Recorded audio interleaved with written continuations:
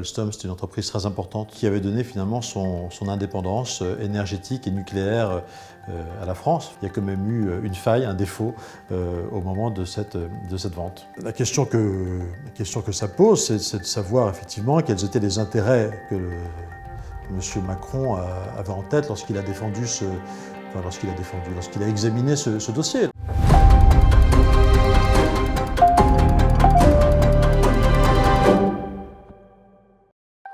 En 2014, le groupe américain General Electric rachète la branche énergie du fleuron industriel français Alstom. Quels sont les enjeux autour de cette opération ? La vente d'Alstom, ça a quand même été un moment très fort et très disputé, parce que Alstom, c'est une entreprise très importante en France. C'est une entreprise qui avait été nourrie par 70 années de recherche publique, de commandes publiques, et qui avait donné finalement son indépendance énergétique et nucléaire à la France. Enfin, c'était un élément de la chaîne, et notamment c'était l'entreprise qui nous permettait de vendre des centrales nucléaires 100% françaises. Alstom, c'était l'entreprise qui avait fourni la partie conventionnelle de nos 58 réacteurs nucléaires et qui assurait l'entretien de nos 58 réacteurs nucléaires. Aujourd'hui, ce sont les Américains qui assurent l'entretien de nos 58 réacteurs nucléaires. Et puis dans le secteur militaire, Alstom, c'est l'entreprise qui fournissait les turbines de notre porte-avions, le Charles de Gaulle, ou de nos sous-marins lanceurs d'engins.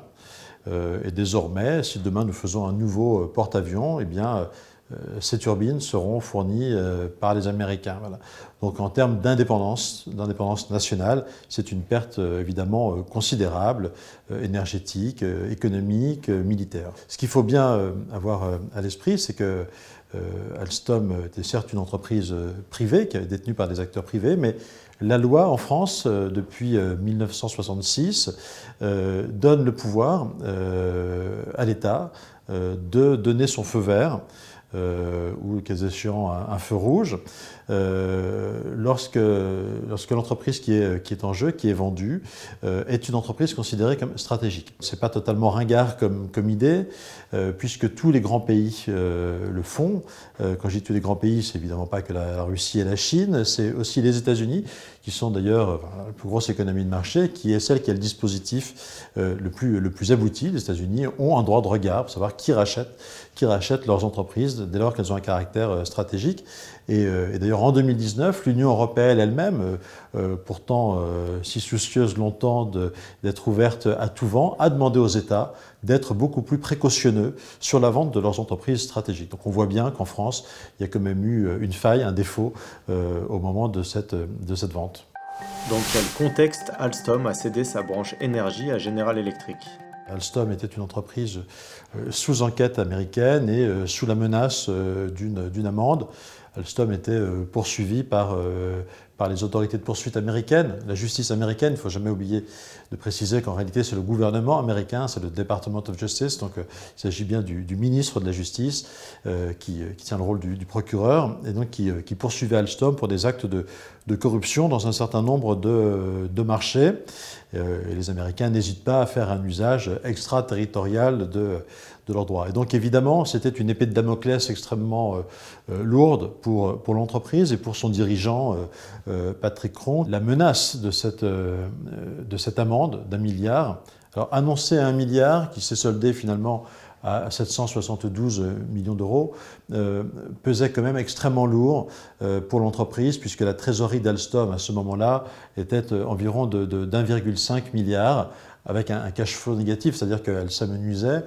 Et donc évidemment, ça signifiait fin de partie à brève échéance. Donc ça a précipité le souhait de Patrick Kron et probablement de l'actionnaire de référence de vendre l'entreprise. Et puis il y avait eu évidemment un acte assez retentissant qui était l'arrestation d'un cadre dirigeant d'Alstom, Frédéric Pierucci, dans une descente d'avion en arrivant aux États-Unis. Frédéric Pierucci, c'était pas un lampiste, c'était le patron d'une division mondiale d'Alstom.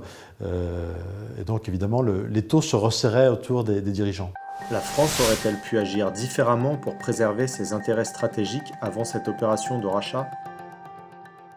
On ne peut pas croire que les pouvoirs publics n'aient pas été informés quand même de ce contexte, du risque qu'il y avait sur l'entreprise, notamment parce que Frédéric Pierucci a été d'ailleurs accompagné par les autorités consulaires. Donc on peut supposer que le Quai d'Orsay, que nos services de renseignement ont fait remonter cette information.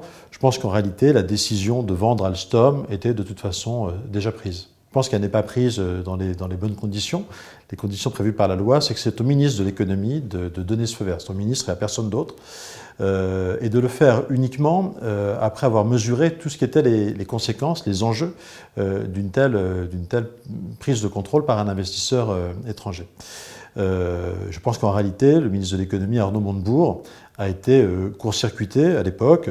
Je l'ai écrit dans le rapport de la commission d'enquête, selon toute vraisemblance par la présidence de la République, et plus particulièrement la présidence de la République à l'époque, celui qui était en charge des dossiers économiques, c'est-à-dire Emmanuel Macron, qui a vraisemblablement donné un accord de principe assez tôt, dès octobre 2012, puisque on sait qu'en octobre 2012, quelqu'un qui n'était ni le Premier ministre, ni le ministre de l'économie, ni le secrétaire général de l'Élysée lui-même, plutôt son adjoint, a commandé à l'Agence des participations de l'État, c'est-à-dire un organe de Bercy qui normalement n'aurait pas dû intervenir dans ce dossier, une étude pour savoir ce qui se passait si l'actionnaire de référence, le groupe Bouygues, vendait à un investisseur étranger. Donc quelqu'un a eu, à l'évidence, une information suffisamment précise à ce moment-là pour demander cette étude d'impact. Et cette étude d'impact, elle est demandée en octobre 2012.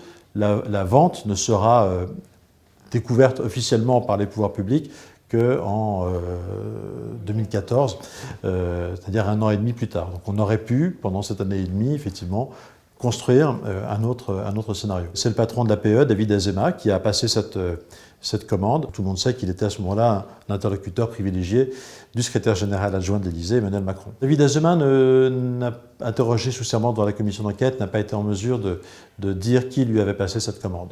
On n'imagine pas d'ailleurs en France qu'une telle entreprise ait pu être vendue sans un feu vert explicite de l'Élysée. Les banques d'affaires qui travaillent sur ce genre d'opération, qui y passent du temps, de l'énergie, qui savent qu'elles ne sont rémunérées d'ailleurs qu'en cas de succès, de feu vert de l'opération, ne peuvent pas prendre le risque de travailler sur un dossier si elles n'ont pas une garantie en plus haut lieu qu'une entreprise que la vente sera autorisée.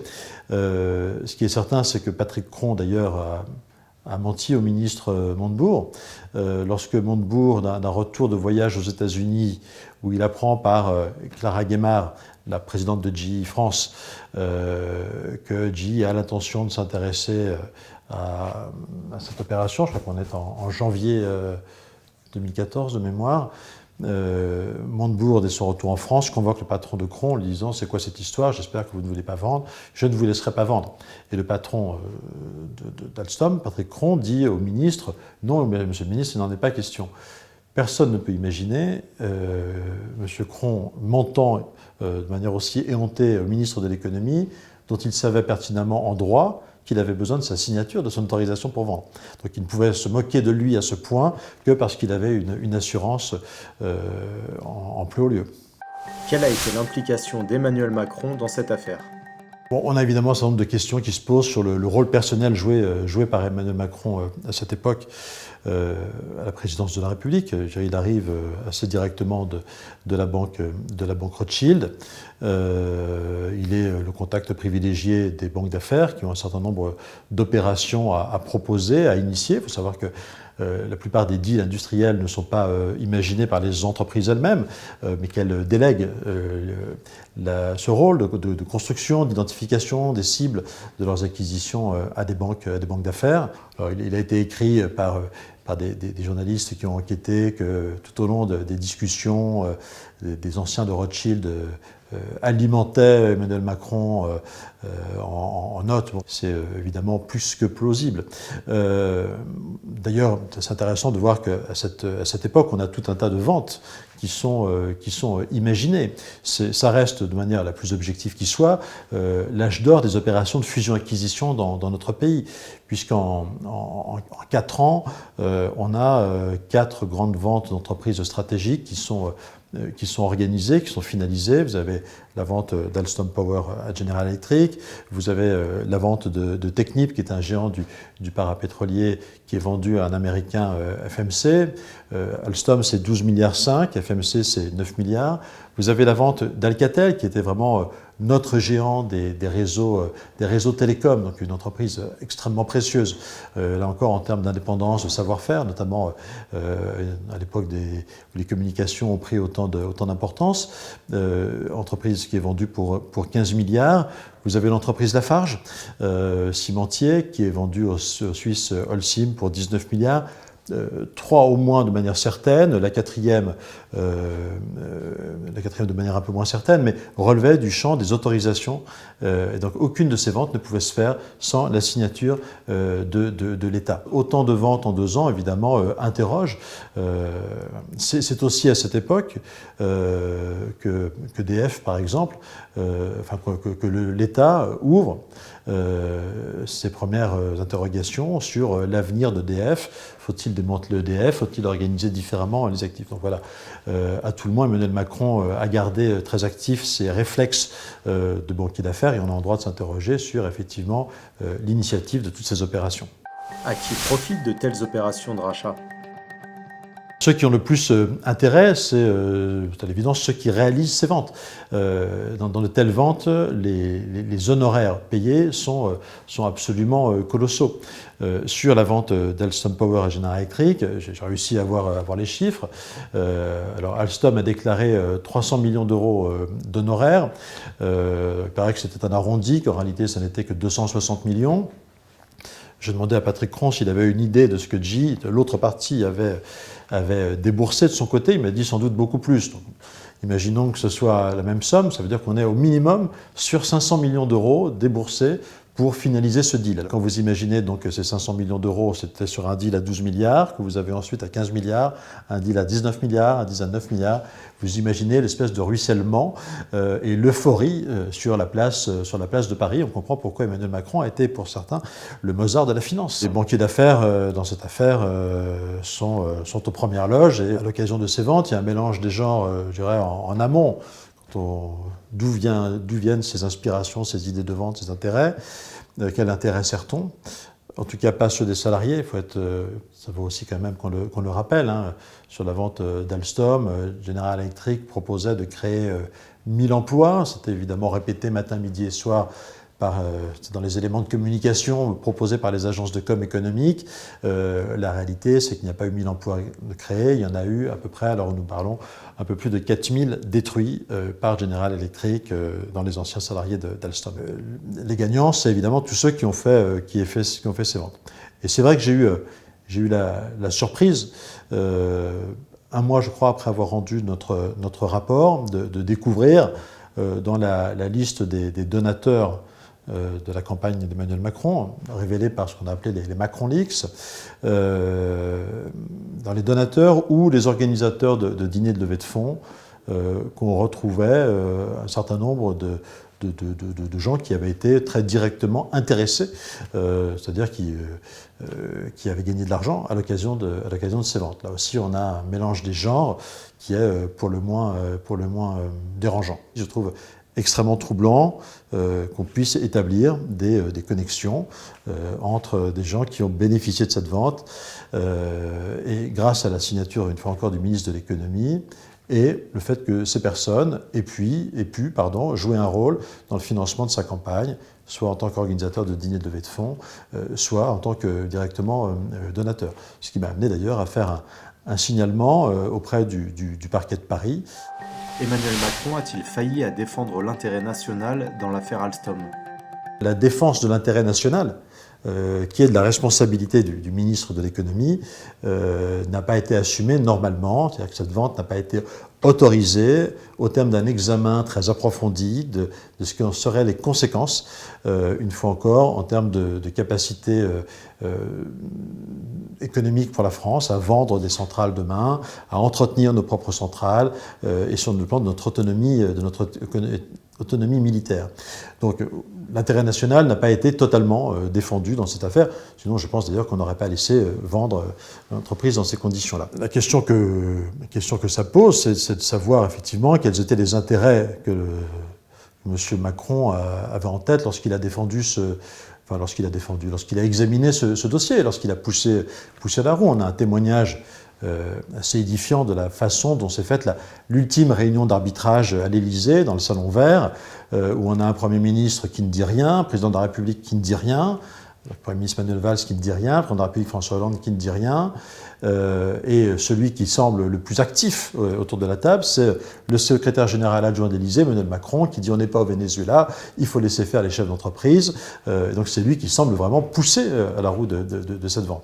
Donc non seulement moi je pense que ça n'était pas l'intérêt national, que c'est une évidence, et la question que je me pose, c'est effectivement quels autres intérêts avait-il vraiment en tête à ce moment-là. Dans cette affaire, il y a une opération qui a été préparée, et Arnaud Montebourg a cette expression que je reprendrai volontiers à mon compte, qui consiste à dire que tout Paris était loué. Effectivement, il y a une surabondance de moyens, on parle de 500 millions d'euros au moins d'honoraires. Je l'écris moi-même dans l'avant-propos du rapport. Il y a une telle débauche de moyens, une telle surabondance de moyens qu'en réalité, tous les gens qui sont en mesure d'influer sur la décision se sont neutralisés quelque part, ne serait-ce que par le fait que y avait-il encore une agence de communication, une agence de lobbying disponible sur Paris pour dire que ce deal n'était pas un bon deal et qu'il fallait faire autre chose. Non, tout le monde était au service de cette opération. Donc oui, il y a une action de neutralisation très savamment organisée. Peut-on parler de scandale d'État ? Je pense qu'on ne s'est jamais posé à ce point la question de savoir pour qui travaille le président de la République.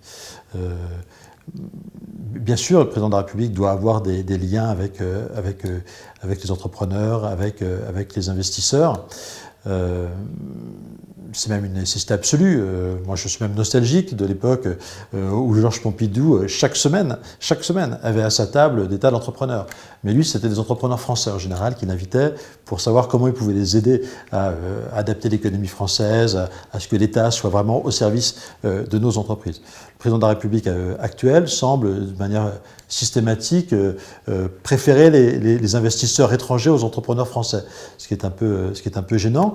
Et on a vraiment en permanence ce doute au service de quel intérêt est-il. Je prends la réforme des retraites, par exemple. Cette réforme des retraites, elle répondait point par point à la demande d'un gestionnaire d'actifs, qui est le plus gros gestionnaire d'actifs au monde, qui s'appelle BlackRock. BlackRock, qui en début de quinquennat a été reçu en grande pompe à l'Élysée. BlackRock, dont plusieurs hauts dirigeants, patrons européens, avaient pris position dans la campagne en faveur du candidat Emmanuel Macron.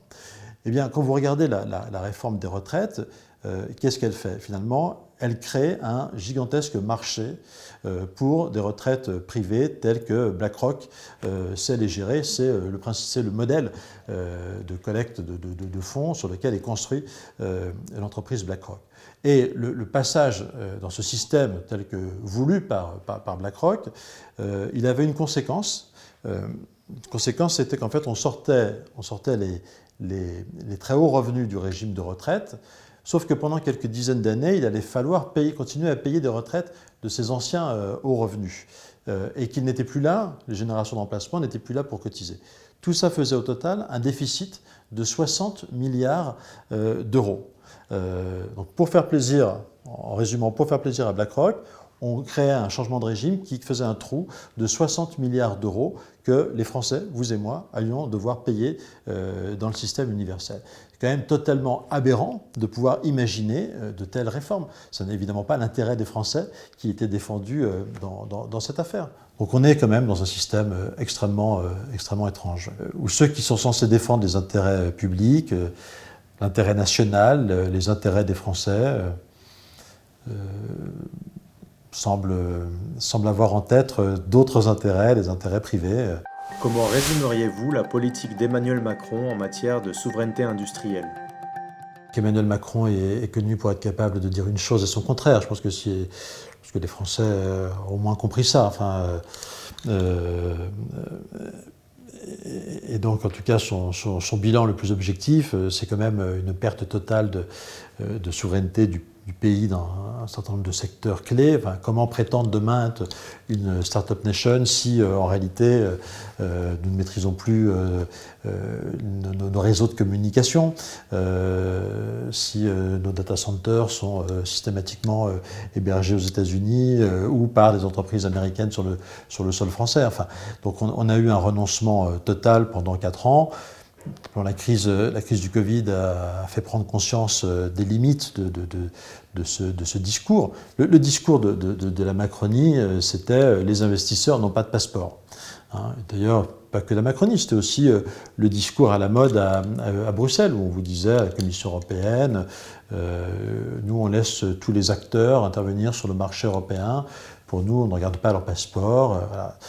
La Macronie, c'est cette philosophie-là. L'argent doit circuler et il n'y a pas lieu de faire du patriotisme en matière économique. Il faut laisser faire les investisseurs d'où qu'ils viennent.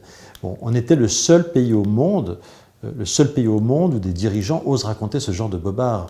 Je dirais en Allemagne, l'industrie, elle est l'objet d'un consensus extrêmement fort entre les industriels allemands, qui sont de vrais industriels, en ce sens où on a affaire à des gens qui sont en général les propriétaires de leurs entreprises, et pas simplement des mercenaires dirigeant des entreprises momentanément et condamnés à satisfaire à court terme le marché sur lequel ils doivent se financer n'ayant pas d'actionnaire de référence solide.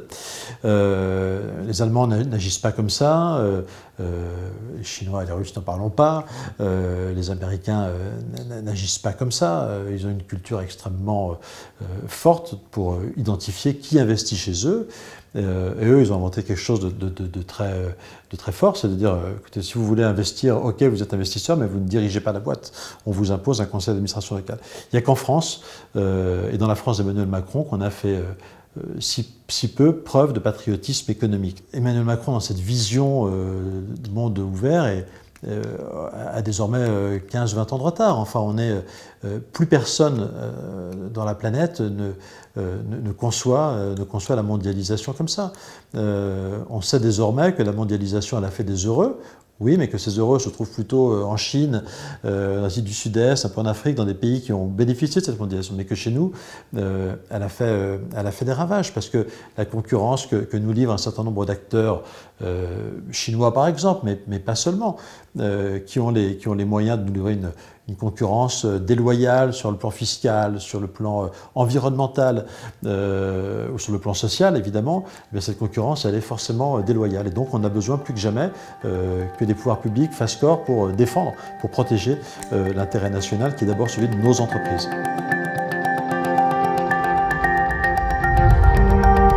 Pour qu'on puisse continuer à interviewer des personnalités largement invisibilisées sur les plateaux télé des milliardaires, soutenez-nous.